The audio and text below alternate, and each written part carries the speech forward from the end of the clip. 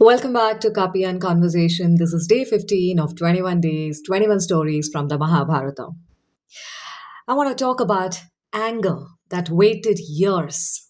Absolutely. You saw that on the cover. It is Amba. How long have you been feeding one emotion? Is a question that I want to ask in today's podcast. Because anger is a strange, um, sometimes it arrives like a thunderstorm, loud, fast, and furious, of course. And it disappears sometimes just like that. But sometimes it does something else. It quietly sits beside us. It grows older with us. It learns our routines. It begins to feel like family. Would you like to have such person as a family member? And after many years, we forget where it came from. Amba's story is often remembered because of what happened later. But today, let us pause before that, listening or talking about the revenge story. Before war, before destiny, let us look at one emotion, a wound that refused to heal. A story, a life that slowly began revolving around one unanswered hurt. Everything changed for Amba in a short span of time, and it happened not because of a decision that she had taken and that is an influence. She got affected because somebody else's decision. Decisions were made for her. Her future slipped away from her own hands. The doors she expected to open closed one after another. She searched for the justice. She searched for acceptance. She searched for someone who would undo what had already happened, just like we do it on our system. But the answers never came. And slowly, the search changed. It became anger. Not the anger of a day, but the anger of years. When one emotion gets comfortable, emotions are visitors. Joy visits, fear visits, grief, anger. But sometimes we don't let the visitor leave. We build it a room, then a house. Eventually, it becomes the owner of the house. Everything we do begins passing through that one emotion. Even good moments become difficult to enjoy. Not because life is unfair today, but because yesterday refuses to leave. Like a small story. Imagine placing one drop of red ink into glass of water. At first, only a small corner changes the color. The color changes. Leave it there. Don't stir it. Don't replace the water. Come back tomorrow. The whole glass looks different. The ink didn't become larger. It simply spread.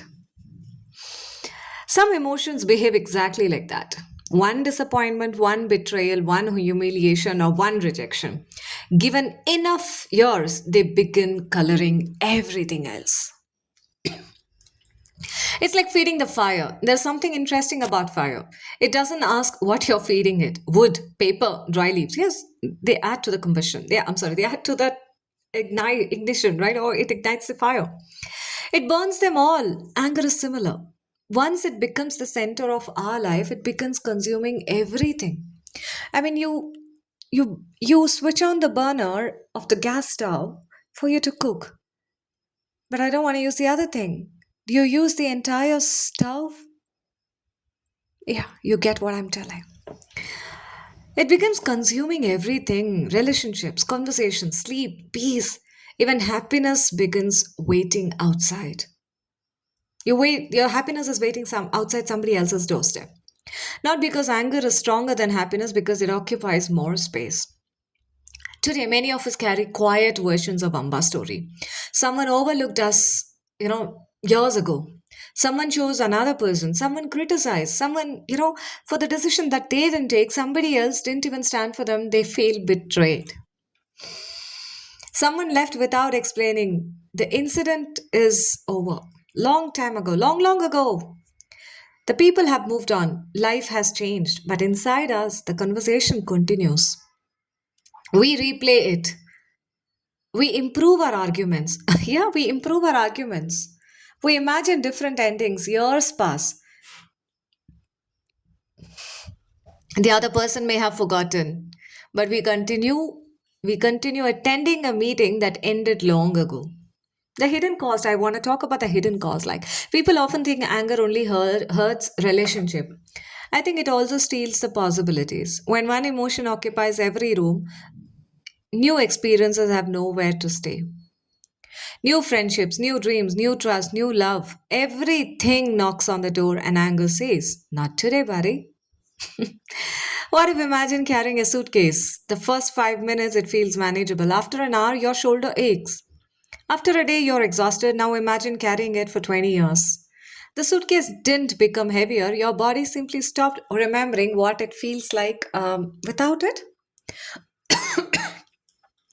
Old emotions become just like that. Not because they cannot leave, because we no longer remember how life feels without carrying them. Let me ask, did anger become your identity? Perhaps the deepest question in Amba's story isn't why was she angry. Perhaps it is what remained of her life after anger became its purpose. Do you want to hear that again? I would definitely say that to you. What remained of her life after anger became its purpose? Sometimes we become so committed to one emotion that letting go feels like losing ourselves. If I forgive, who am I? If I stop being angry, what do I do with all these years? If I release, this story, what story will I tell instead? Looking at ourselves. So today, don't look only at Amba. Look at your own heart. Which emotion has been living there for years? Which is the emotion that you've been nourishing in your heart? Is there a conversation that ended long ago but still continues, inside you?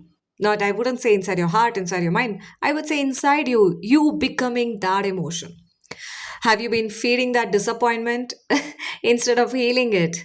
Every time something comes in to heal and you say, "No, I am comfortable being disappointed. I'm comfortable talking ill about that person. I'm comfortable just only talking about what happened years ago while hoping for peace." Always. Different scenario. A different kind of courage, I would say. People overthink courage is holding on. Sometimes courage is releasing your grip also. Not because the past was acceptable, but because what happened was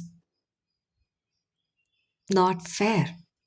But because you no longer want one moment to become, the author of your entire life, there is a difference between remembering and living inside a memory.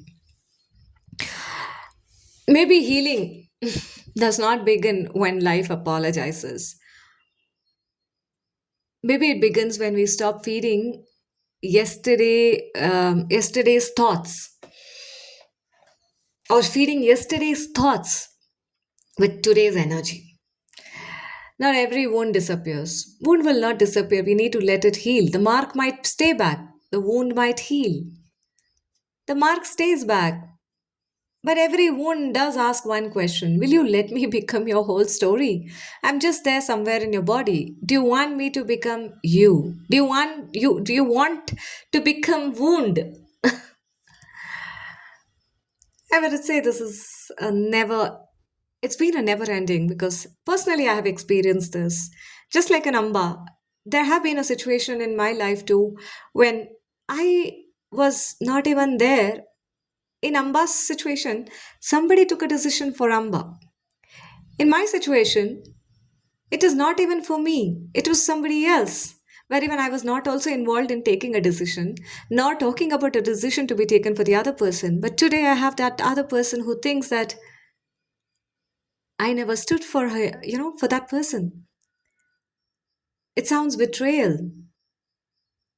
But the question is, it's not about that person becoming Amba, or I becoming Amba, or you becoming one.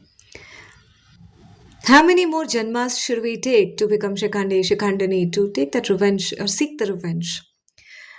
Seeking revenge, oh my god, that sounds like, like it becomes like a purpose. We becoming a revenge. I mean, what we become, it's a vast question. But the answer is only one. What? The purpose. The purpose might be anything, but end of the day, is it healing you? Is the purpose helping you to heal the wound, or you becoming the wound? Thank you for joining me today. This is Meera Mayakatha, yes, and you have been listening to Copy and Conversation. Tomorrow, yes, in the next episode, we will meet another character, another story, another mirror. Until then, notice the emotion that has been sitting quietly inside you, ask it